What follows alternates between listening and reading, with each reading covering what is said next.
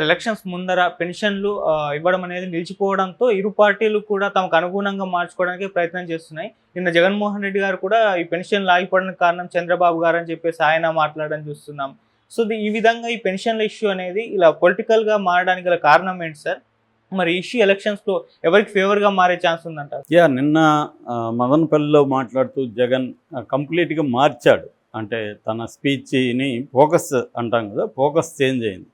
మామూలుగా ఇంతకుముందు తను ఏం పథకాలు ఇచ్చేవాడు, చంద్రబాబు ఏమి ఇచ్చేవాడు, తన పథకాలు అందరికీ అందితే నా వల్ల మీకు మేలు జరుగుంటే నాకు ఓటేయండి. అది కూడా నిన్న కూడా ఆయన మాట్లాడారు. నిన్న కూడా వాళ్ళ మేనిఫెస్టో తీసుకున్నాడు, చంద్రబాబు మేనిఫెస్టో. చంద్రబాబు మేనిఫెస్టోలో రుణమాఫీ అన్నాడు, రుణమాఫీ చేశాడా? డ్వాక్రా రుణాలు అన్నాడు, అవి ఇచ్చాడా? మహాలక్ష్మి పథకం కింద మీకు అందిందా? ఉద్యోగాలు ఇస్తున్నాడు, ఇచ్చాడా? నిరుద్యోగ భృతి ఇస్తున్నాడు, భృతి ఇచ్చాడా? అమరావతిని సింగపూర్ చేస్తున్నాడు, చేశాడా? ఇలాగ ఒక్కొక్క అంశాన్ని మేనిఫెస్టో తీసుకున్నాడు. అలాగే తన మేనిఫెస్టోలో తను ఏమేమి చెప్పాడు, ఏమేమి చేశాడు అవి చెప్పాడు. కోర్స్ ఆయన చేయనివి కూడా ఉన్నాయి. ఫర్ ఎగ్జాంపుల్ జాబ్ క్యాలెండరు, అట్లాగే సారా బ్యాను, ఈ విషయాలు చెప్పలేదు. కానీ మిగతా అంశాలు తను ఏమేమి చేశాడు అనేది చెప్పుకుంటూ వచ్చాడు. ఓవరాల్గా 2,70,000 కోట్లు ఈ 5 ఏళ్లలో నేను సంక్షేమానికి పెట్టాను. అవి మిగతా ఎడ్యుకేషన్ మీద వాటి మీద పెట్టింది కలుపుకుంటే 3,70,000 కోట్లు నేను ఖర్చు పెట్టాను అనేది చెప్పాడు. సో అవన్నీ చెప్పాడు. కానీ ఫోకస్ ఎలా చేశాడంటే, ఇప్పుడు బర్నింగ్ ఇష్యూ పెన్షనర్స్ కాబట్టి చంద్రబాబు దుర్మార్గంగా కుట్రతో పెన్షనర్లని ఇబ్బంది పెట్టడానికి, 6 లక్షల మంది అవ్వాతాతల్ని ఇబ్బంది పెట్టడానికి, పెన్షన్లను ఇండ్లకి రానియకుండా చేయడానికి తన మనిషి అయిన నిమ్మగడ్డ రమేష్ కుమార్ ద్వారా ఈసీకి కంప్లైంట్ చేయించి ఈసీ ద్వారా ఈ వాలంటీర్లను ఆపిచ్చేశాడు. అందువల్ల ఇబ్బందులకి గురవ్వాల్సిన పరిస్థితి ఏర్పడింది అనేది అతను ఓపెన్గా క్లియర్గా చెప్పాడు. సో మళ్ళీ ఇవే కాదు, అతను వస్తే సంక్షేమం మీకు అందదు, మీకు మళ్ళీ సంక్షేమం అందాలన్నా, మీ ఇళ్ళ కాడికి పెన్షన్లు రావాలన్నా మీరు నన్ను ఎన్నుకోవాలి అన్న మెసేజ్ క్లియర్గా చెప్పాడు. అలాగే వాలంటీర్ల మీద కూడా ఫోకస్ చేశాడు. ఇప్పటివరకు అంత ఫోకస్గా మాట్లాడాలి. వాలంటీర్లు మీకు మళ్ళీ కావాలంటే నాకు ఓటేయండి, వద్దనుకుంటే వేయద్దు అన్న యాంగిల్లో తీసుకెళ్ళాడు. సో ఒక రకంగా ఇదేమైందంటే వాలంటీర్లకి ముందు ఇది రావడానికి నేపథ్యం కూడా ఉంది. ఎందుకంటే వాలంటీర్లను ఎప్పటి నుంచో కూడా తెలుగుదేశం వ్యతిరేకిస్తుంది, ఇటు జనసేన వ్యతిరేకిస్తుంది. వాళ్ళు వ్యతిరేకించడానికి వాళ్ళ పాయింట్ ఆఫ్ వ్యూలో వాళ్ళ ఆందోళన సహజమే. అంటే వాళ్ళు ఏంటంటే ఇది ప్రజలకు హెల్ప్ అవుతుందా లేదనేది వాళ్ళకి అనవసరం, ఇది మాకు ఇబ్బందా లేదనేది వాళ్ళకి కావాలి. అట్లాగే జగన్కు కూడా ఇది ప్రజల కోసం అనేది ఎన్ని చెప్పినా అతను బేసిక్గా తన కోసమే పెట్టుకున్నాడు వాలంటీర్ని. అది దాని సైడ్ ఎఫెక్ట్గా ప్రజలకు కూడా హెల్ప్ అయింది. ఎప్పుడైనా కొన్ని పథకాలు ఎలా ఉంటాయంటే తమ కోసం పెట్టుకున్నా కూడా పాలకులు వాటి వల్ల ప్రజలకు మేలు జరుగుతుంది. ఇప్పుడు 108 కానీ ఆరోగ్యశ్రీ ఇవన్నీ కూడా వైఎస్ఆర్ కార్పొరేట్ హాస్పిటల్కి ఉపయోగపడే విధంగా ప్లాన్ చేసుకున్నాడు. కార్పొరేట్ హాస్పిటల్కి నికరంగా డబ్బు రావాలంటే గ్యారంటీడ్ మనీ, ఆరోగ్యశ్రీ పెడితే నికరమైన డబ్బు వస్తుంది. అట్లాగే ఫీజు రింబర్స్మెంట్ పెడితే కార్పొరేట్ కాలేజెస్కి నికరంగా డబ్బు వస్తుంది. సో వాళ్ళు కంగారు పడాల్సిన అవసరం లేకుండా అది ప్లాన్ అనుకో. కానీ దానివల్ల అశేష ప్రజానీకానికి ఉపయోగపడింది. చాలామంది బీసీలు కావచ్చు, చాలామంది రకరకాల పేదలు ఫీజు రింబర్స్మెంట్ వల్ల వాళ్ళ ఇళ్లలో చదువుకొని ఇంజనీర్లు, ఎంబీఏలు ఇవన్నీ చేయగలిగారు. ఆ డేటా కూడా ఉంది క్లియర్గా. అట్లాగే ఆరోగ్యశ్రీ కావచ్చు, 108 కావచ్చు, ఇవి ఎంత అద్భుతంగా ప్రజలకు ఉపయోగపడ్డాయో తెలుసు. ఇప్పటికి కూడా వైఎస్ఆర్ అనగానే ఆరోగ్యశ్రీ, 108, ఫీజు రింబర్స్మెంటు ఇలాంటి పథకాలు గుర్తొస్తాయి. అట్లాగే జగన్ కూడా వాటిని మరింత స్ట్రెంగ్తన్ చేసి మరింత ముందుకు తీసుకెళ్తున్నాడు. అది కాకుండా జగన్ కూడా ఇంకా కొన్ని పథకాలు పెట్టాడు. ఇంగ్లీష్ మీడియం పెట్టడం పేద పిల్లలకి, నాడు నేడుతో స్కూల్స్ని బాగు చేయడం, ఇలాంటి కార్యక్రమాలు జరుగుతున్నాయి. సో దీన్ని నేను కంటిన్యూ చేయాలంటే వాలంటీర్ల వ్యవస్థ కూడా జగన్ తెచ్చిన ఒక ఇంపార్టెంట్ వ్యవస్థగా చెప్పుకోవచ్చు. ఎందుకంటే అది ప్రజలకి ఖచ్చితంగా ఉపయోగపడింది. దాంట్లో ఎన్ని లోపాలు ఉన్నప్పటికీ అది రాజ్యాంగబద్ధమా కాదనేది సుప్రీంకోర్టు నిర్ణయిస్తుంది. కానీ మామూలుగా ప్రాక్టికల్గా కామన్ మ్యాన్ దృష్టిలో కానీ మనం చూసినప్పుడు ఖచ్చితంగా అది వాలంటీర్ వ్యవస్థ అనేది ఉపయోగపడింది. ఎందుకంటే పేదలు లేకపోతే ముసలి వాళ్ళు వీళ్ళు ఇంతకుముందేమో తిరగతా ఉండేవాళ్ళు, వెళ్ళి ఎండలో నిలబడేవాళ్ళు, దానివల్ల చాలామంది చనిపోయేవాళ్ళు. వాళ్ళకి ఇప్పుడు ఇంటికే వెళ్ళి ఇవ్వడం, వాళ్ళు ఎక్కడుంటే ఒకవేళ హాస్పిటల్లో ఉంటే హాస్పిటల్కి వెళ్ళి ఇవ్వడం, ఇలాగా జరిగింది. నేను ఆ మధ్య కూడా చిత్తూరు జిల్లాలో కాళహస్తి దగ్గర ఒక ఓల్డేజ్ హోమ్కి వెళ్తే అది 2.5 ఎకరాల్లో చాలా పెద్దగా బాగుంది. కానీ అక్కడ 5-6 మంది కూడా లేరు. నేను ఆ నిర్వాహకులు అడిగాను, ఏమమ్మా మీ ఎందుకు ఇంత తక్కువ మంది ఉన్నారంటే, సార్ 25 మంది దాకా ఉన్నారు మొన్నటి వరకు, ఈ జగన్ పుణ్యమా అని అందరూ వెళ్ళిపోయారు సార్ అన్నారు.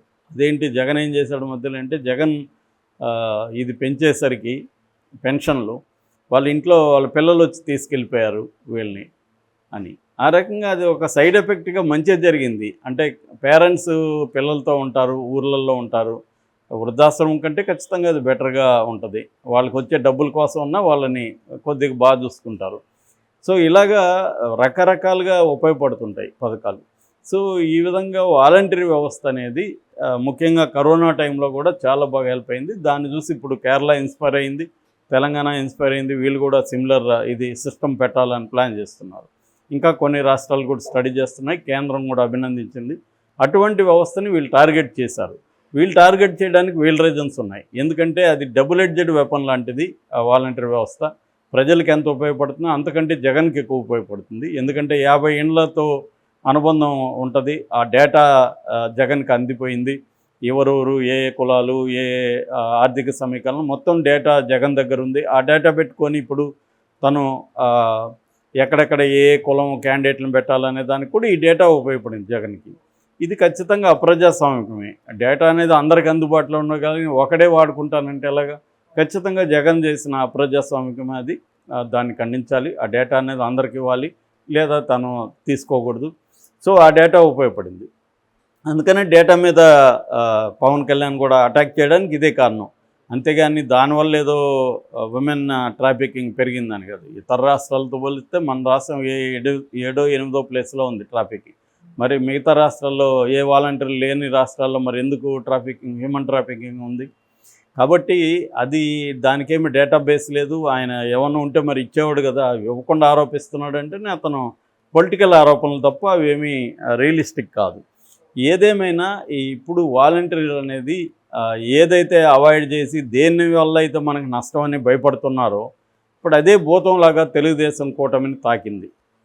దీనికి తెలుగుదేశం వాళ్ళు నానా కసరత్తులు చేస్తున్నారు. చంద్రబాబు నిన్న లెటర్ రాశాడు, పబ్లిక్కి లెటర్ రాశాడు, ఇటు ఈసీకి రాశాడు. ఈసీకి వెళ్ళే వాళ్ళు ఇస్తూ ఉన్నారు. కానీ వాలంటీర్ని అయితే రీప్లేస్ చేయలేరు. ఈ రోజు నుంచి అయితే పెన్షన్ ఇస్తున్నారు. మధ్యాహ్నం నుంచి స్టార్ట్ అవుతుంది. 6వ తేదీ వరకు రోజు మార్నింగ్ 9 to 7 వరకు మధ్యలో ఈ సచివాలయాలు పనిచేయాలి. సచివాలయాల్లో మనకి దాదాపు 1,27,000 మంది సిబ్బంది ఉన్నారు. 27,000 మంది, 1,27,000. ఈ సిబ్బందితో ఇళ్ళకి వెళ్ళి ఇవ్వలేమని చెప్పి ఎలక్షన్ కమిషన్ ఏం చేసిందంటే 2గా డివైడ్ చేసింది పెన్షనర్ని. సీరియస్ హెల్త్ ఇష్యూస్ ఉన్నవాళ్ళు, దివ్యాంగులు, లేదా క్రానిక్గా సిక్ అయిన వాళ్ళు, విడోసు, ఇలాంటి వాళ్ళకి ఇళ్ళ దగ్గరికే వెళ్ళి ఇవ్వండి. కొద్దిగా ఇప్పుడు 60+ ఉండే వాళ్ళు కూడా చాలా ఆరోగ్యంగా ఉండేవాళ్ళు బోల్డ్ మంది ఉంటారు కదా. ఇవాళ 60 అనేది పెద్ద ఏజ్ కాదు.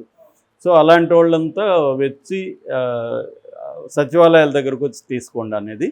అట్లాగే కొన్ని గిరిజన ప్రాంతాలు, లోతట్టు ప్రాంతాలు ఉంటాయి, వాళ్ళకి సచివాలయాలు దూరంలో ఉంటాయి. అలాంటి వాళ్ళకి సచివాలయం కాకుండా వాళ్ళకి దగ్గరగా ఉన్న ఒక సెంటర్లు, అంటే కొన్ని గిరిజన గూడెలు ఉన్న సెంటర్లు ఏర్పాటు చేసి తాత్కాలికంగా అక్కడ ఇవ్వాలి అనేది ఇలాంటి గైడ్లైన్స్ పాస్ చేసింది. ఏదేమైనా దీనివల్ల అయితే ఖచ్చితంగా ఇబ్బందులు ఎదుర్కొంటారు.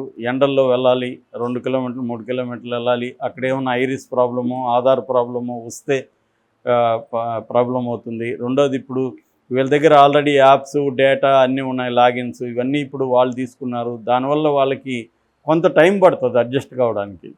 సో ఏదేమైనా ఈ సిస్టము ఉండడం వల్ల ప్రజలకైతే మేలు జరిగింది. సిస్టమ్ తీసేయడం వల్ల ప్రజలకైతే ఇబ్బంది. దాన్ని ఇప్పుడు జగన్ రాజకీయంగా వాడుకుంటున్నాడు.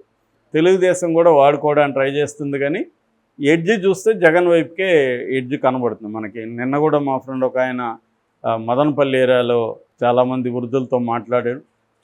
90% పైన వృద్ధులందరూ కూడా చంద్రబాబు మీదే కోపంగా ఉన్నారు. చంద్రబాబు వల్లే ఇది జరిగిందని. ఎందుకంటే వాలంటీర్లంతా కసిగా చంద్రబాబు మీదే ప్రచారం చేస్తారు కాడ. సో వాలంటీర్లకే కదా అనుబంధం ఉంటుంది.